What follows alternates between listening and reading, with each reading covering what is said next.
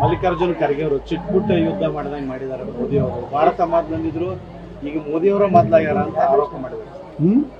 ಭಾರತ ದೇಶ ಮೊದಲು ಅಂತ ಹೇಳ್ತಿದ್ರು, ನಾವು ಸಪೋರ್ಟ್ ಕೊಟ್ಟಿದ್ದೀವಿ, ಈಗ ಭಾರತಕ್ಕಿಂತ ಮೋದಿನೇ ಮೊದಲಾದಂಗೆ ಆಗಿದೆ ಅಂತ ಆರೋಪ ಮಾಡ್ತಾರೆ. ನೋಡ್ರಿ, ಯಾರ ನೇತೃತ್ವ ಇರ್ತದೆ. ನೀವು ಅವ್ರು ಹೇಳ್ತಾರಲ್ಲ, ಇಂದಿರಾ ಗಾಂಧಿ ಅವ್ರು ಇದ್ದಾಗ ಭಾರಿ 71ರಾಗ ಭಾರಿ ಯುದ್ಧ ಮಾಡಿದ್ರು, ಅದಕ್ಕೆ ಇಂದಿರಾ ಗಾಂಧಿ ಅವ್ರ ಕಾರಣತ್ತೆ. ಈಗ ಪ್ರಧಾನಮಂತ್ರಿ ಯಾರದಾರ್ರಿ? ಮೋದಿಯವ್ರ. ಮತ್ತು ಅದ್ರ ನೇತೃತ್ವ ಕೊಟ್ಟವ್ರು ಯಾರು? ಇಂಡಿಯನ್ ಆರ್ಮಿಗೆ ಫ್ರೀ ಹ್ಯಾಂಡ್ ಕೊಟ್ಟವ್ರು ಯಾರು? ಮೋದಿಯವರು. ಸಹಜವಾಗಿ ನರೇಂದ್ರ ಮೋದಿಯವರು. ನೀವಲ್ಲಿ 71 ಯುದ್ಧ ಏನು ಹೇಳ್ತೀರಿ? ಇಂದಿರಾ ಗಾಂಧಿ ಅವ್ರ ಹೇಳ್ತಾರೆ. ಈಗ ನಡೆದಂಥ ಯುದ್ಧ ಸೈನಿಕರು ಗೆದ್ದಾರತ್ತ. ಸೈನಿಕರಂತೂ ಸೈನಿಕರ ಪರಿಶ್ರಮನೇ ನಂಬರ್ 1 ಇದೆ. ಅದನ್ನೇನು ನಾವೇನು ಯಾರು ಸೈನಿಕರೆಲ್ಲ ನಾವು ಹೋಗಿ ಯುದ್ಧ ಮಾಡಿ ಅಂತ ಮೋದಿಯವರು ಎಲ್ಲಿ ಹೇಳಿಲ್ಲ. ನಮ್ಮ ಸೈನಿಕರಿಗೇ ಅವರು ಬೆನ್ನು ತಟ್ಟಿ ಅವರು ಪ್ರೋತ್ಸಾಹ ಕೊಟ್ಟಿದ್ದರಿಂದಲೇ ಇವತ್ತು ಭಾರತ ಒಂದು ಎಕ್ಸ್ಪೆರಿಮೆಂಟ್ ಆಯ್ತು. ಈಗ ನಮ್ಮ ಶಸ್ತ್ರಾಸ್ತ್ರಗಳು ಎಷ್ಟು ಶಕ್ತಿ ಇದೋ ಅಂತೇಳಿ ಇವತ್ತು ಚೀನಾ ಸಹಿತ ಅಂಜು ಪರಿಸ್ಥಿತಿ ಬಂದಿದೆ. ಬ್ರಹ್ಮೋಸ್ ಬಹುಶಃ ಯಾರೂ ನಿರೀಕ್ಷೆ ಮಾಡಿರಲಿಲ್ಲ.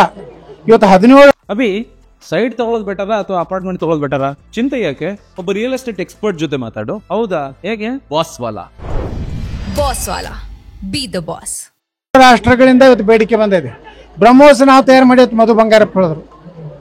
ಡಾಕ್ಟರ್ APJ ಕಲಾಂ ಅವರು ನಮ್ಮ ವಿಜ್ಞಾನಿ ಇದ್ದಾಗ ಅಟಲ್ ಬಿಹಾರಿ ವಾಜಪೇಯಿ ಅವರು ಪ್ರಧಾನಮಂತ್ರಿದಾಗ ಮೊದಲ ಪ್ರಯೋಗ ಆಗಿದ್ದು ವಾಜಪೇಯಿ ಕಾಲದಾಗ. ಪೋಖ್ರಾಣದಲ್ಲಿ ಸಹ APJ ಕಲಾಂ ಅವರು, ಜಾರ್ಜ್ ಫರ್ನಾಂಡಿಸ್ ಅವರು, ಅಟಲ್ ಬಿಹಾರಿ ವಾಜಪೇಯಿ. ಅದಕ್ಕೆ ನಾ ಹೇಳ್ತೀನಿ, ಮಲ್ಲಿಕಾರ್ಜುನ್ ಖರ್ಗೆ ಅವರು ಮಾತಾಡ್ತಾ ನಮ್ಮ ಪಾಕಿಸ್ತಾನ ಅಂತ ಹೇಳ್ತಾರೆ. ಅಂದ್ರೆ ನಮ್ಮ ಭಾರತ ಅಲ್ಲ ಅವ್ರಿಗೆ.